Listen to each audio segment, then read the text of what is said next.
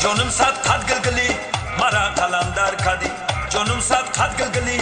مرا قلندر کردی خانه در لبی جوی بار صد قد میشم ای نگار خانه در لبی جوی بار صد قد میشم ای نگار مرا ملامت کردی مردم در غمات مرا ملامت کردی مردم در غمات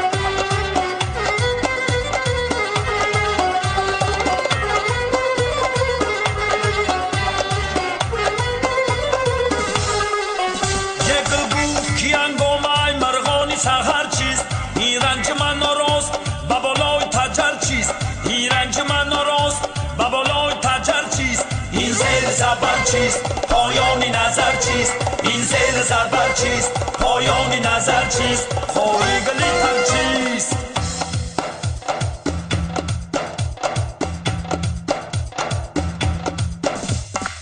کرتتا بخمال کدی حسین تا پر کدی کرتتا بخمال کدی حسین تا پر کدی جانم صد قد گلگلی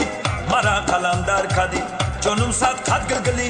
مرا قلندر کدی خانه در لبی جوی بار صد قد میشم ای نگار خانه در لبی جوی بار صد قد میشم ای نگار مرا ملامت کدی مردم در غمات مرا ملامت کدی مردم در غمات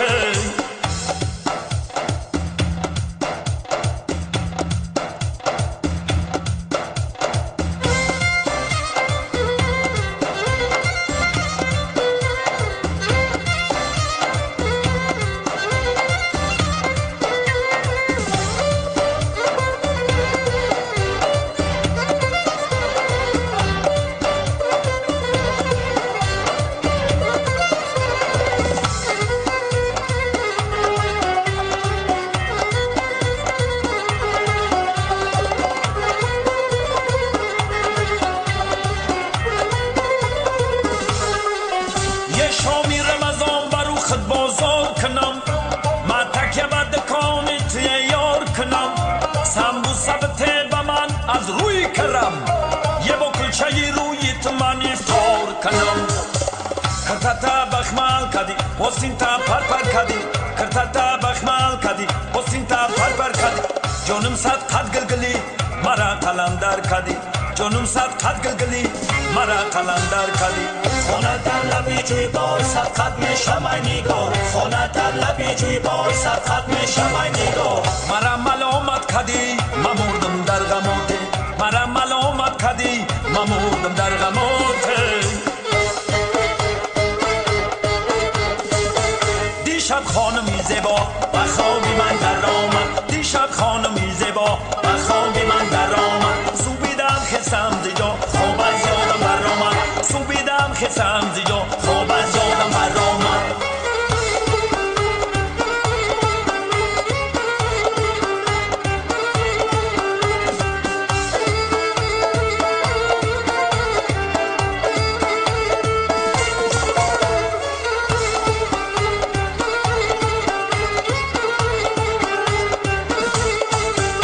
بیا گیردی تو گردم دعاگوی تو گردم بیا گیردی تو گردم دعاگوی تو گردم سیمن باشی الهی بحق بسم الله